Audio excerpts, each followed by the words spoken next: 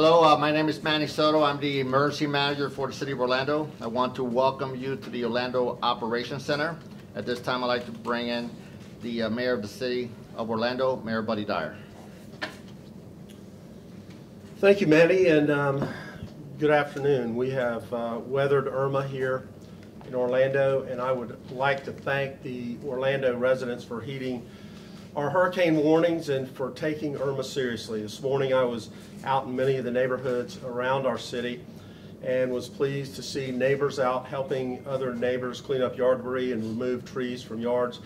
And that's the type of actions that demonstrate the resiliency of our city and those who call it home. I couldn't be more proud of people that are maybe not having damage in their own home, but are looking at their neighbors and walking down the street and helping other people.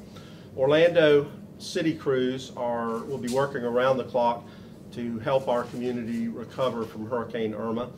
And our tree crews have already been out. They were out at daylight this morning to identify trees that were blocking streets and to start the removal process. We only have about 75 large trees that have been reported down in roadways, and we've already removed 15% of those, and we'll be working through the day to do that. Go ahead and report any trees that are down. I'm assuming at this point that we probably have cataloged most of them, but go ahead and call those in as well. Starting tomorrow, we're going to go ahead and begin yard waste pickup with limited crews, and on Wednesday our efforts will be supplemented with FEMA crews. And as you begin cleaning up your yards, please put the yard waste on your curb. Crews will be continuously picking up that yard waste throughout the city. Okay, one of the important things, trash pickup and recycling will begin tomorrow on a normal schedule, but we're going to add in a day on Wednesday. So if Monday was your garbage or recycling day, it'll be picked up on Wednesday. Everybody else goes back to your normal schedule. Put your bin on the curb on Wednesday, and again, we'll be on regular schedule. City government operations are closed today, and they will be closed again tomorrow on Tuesday, and that includes our after-school and recreational programs. We had 4,000 people park their vehicles in our parking garages during the storms. Residents who parked their cars in our parking garages will have an additional day. We're going to extend the time that they can keep them there until Wednesday morning at 8 a.m. rather than Tuesday. So you have one additional day to keep your car in a downtown city parking garage if that's where it was. Thanks to the city's outreach efforts and community members who volunteered to walk the street and find homeless individuals, we were able to house more than 2,000 homeless individuals safely in the shelters. I have an update from the airport. From an initial interior inspection of facilities, it appears that there is minor water leaks in a few places, a few areas of small flooding, and the loss of some outside canopies.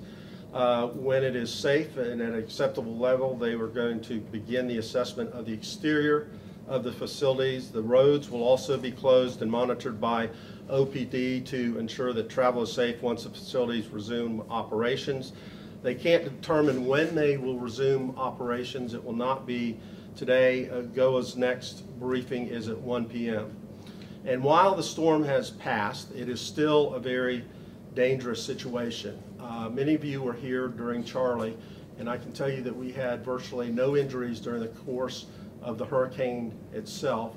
All of the injuries were sustained afterwards during the course of cleanup. So I want to encourage you to be safe. Be careful. Don't mess with down power lines. Don't get on the streets if you don't need to.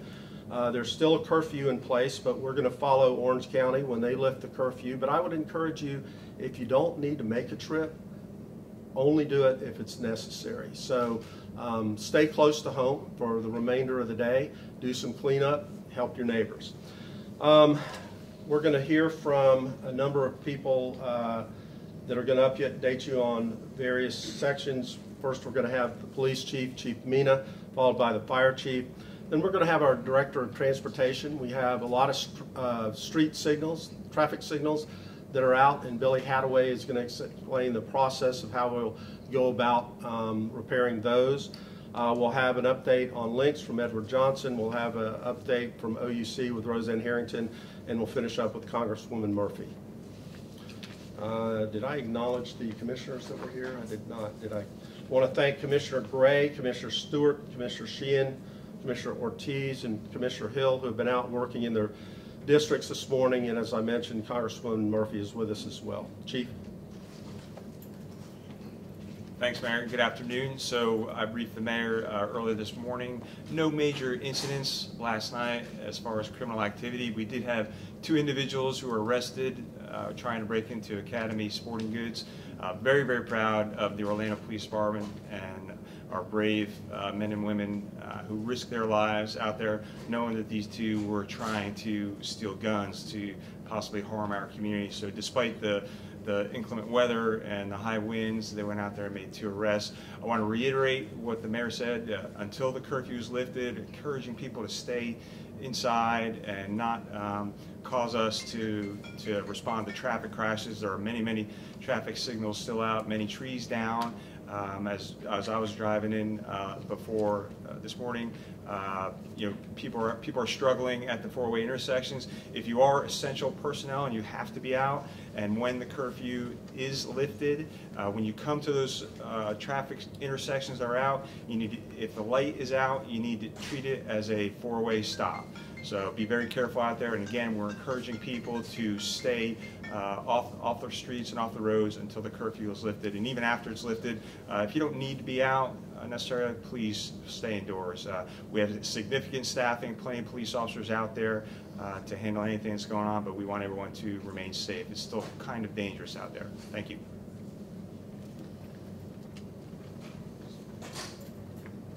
Good afternoon.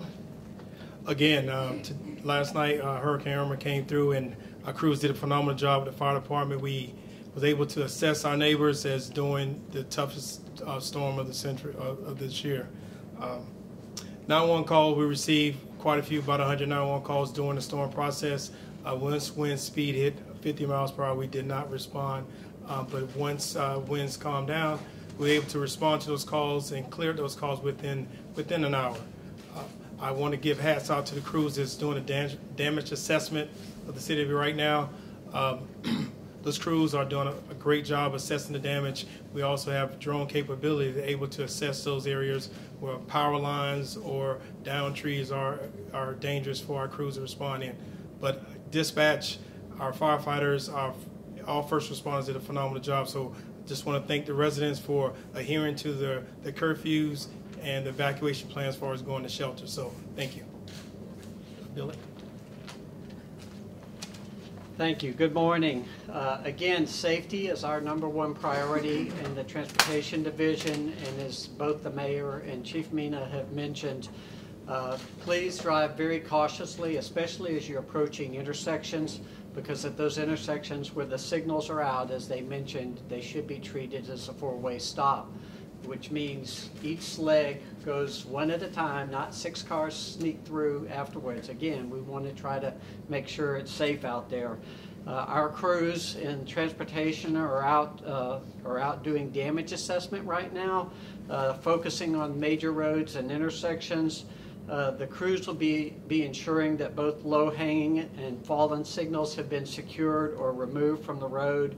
They'll also be reporting in on what signals are out and starting to restore those signals. So far, we have about over 50 signals that have been reported as being out for, I should say, intersections being reported as being out of about 450. Please don't hesitate to report those locations where signals are out so that we make sure that we've got them all covered. And we're working both on signals that are on the city system, but also on the state system. So again, please report in any locations that you see. Our situation is changing constantly, so we'll have more updated information as we move throughout the day. Again, treat every intersection as a 4-way stop when the signals are out, and be safe. Thank you.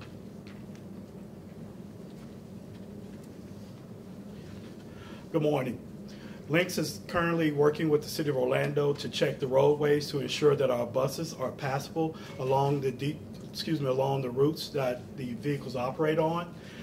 We will begin to establish limited services for our routes once the curfew has been lifted. We're asking all of our customers to be patient as we restore our services.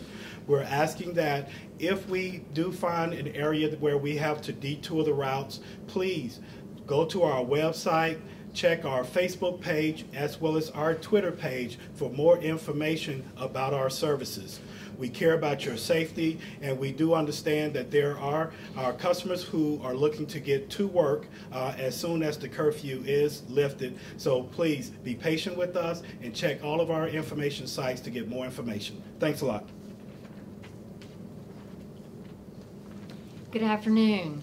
OUC currently has about 142,000 customers without power. That's approximately 60% of our customers. We sent crews out early this morning. They were assessing the system and restoring power to our critical infrastructure like wastewater plants, water plants, hospitals, fire, and police.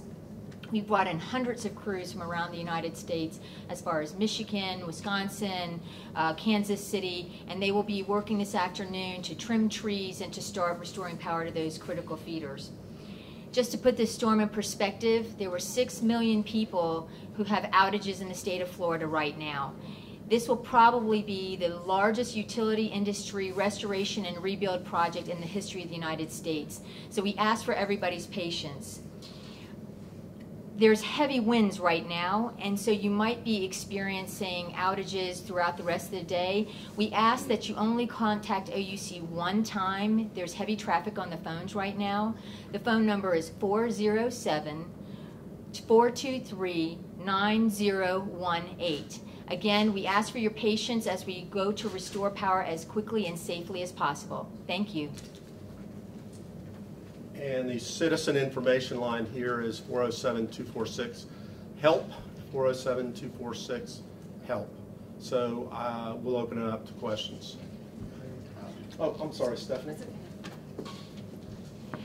Good morning, and I just want to say thank you to all of the city officials and first responders and law enforcement for working around the clock to ensure that our community is safe.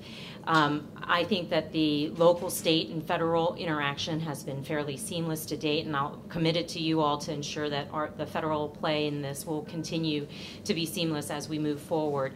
At the governor's request, the president has approved the major disaster designation for the state of Florida. That means that all of the resources available at the federal level will be available to help Florida recover. Congress, for its part, has appropriated as well as authorized a little over $15 billion for Harvey and Irma's response. In the event that that is not sufficient for what the needs are, our office is committed to working with both the White House as well as our colleagues across the aisle to ensure that we get the resources we need when we need it. I've already been in contact with the advisor to the president on for Homeland Security, and we've already discussed about the potential of needing additional funds. I think that as we move forward, any constituent who has issues working with federal agencies in the recovery and reconstruction stage, feel free to reach out to our office so that we can help you work with the federal agency as we move forward. Again, I just want to say how proud I am to be a part of a community that pulled together in a time of uncertainty and a natural disaster and worked so well together. And just really demonstrated that Orlando Strong is not just a saying, that it is the way of life here in this community. So thank you very much. Thank you, Congresswoman, and she's exactly right. In times of crisis, this is when Orlando's at its best. Questions? Mayor Dyer, lots of local officials have been comparing this to Charlie. From your perspective for the city of Orlando, how does the damage that we're seeing and the disruption that we're seeing compare to that and other storms? I don't in any way want to diminish the damage and the number of homes that are without power, the trees that are down, the debris, but in Charlie we had 10,000 trees down, so in terms of the ability to respond, it was much more difficult with Charlie. I think that we'll be able to have Orlando up and running a lot quicker than we were able to do after Charlie. For OUC, in terms of power restoration, do you think we're talking about hours, days, weeks? Like what kind of a timetable should residents expect? OUC is assessing the damage right now, and we will have a system-wide estimated time of restoration within 24 hours, which would be tomorrow morning. And are crews able to work now, or are the winds still too strong in terms of repairs? Crews were out early this morning, and they're restoring power to critical facilities like wastewater plants and hospitals, and feeders that serve power to those locations.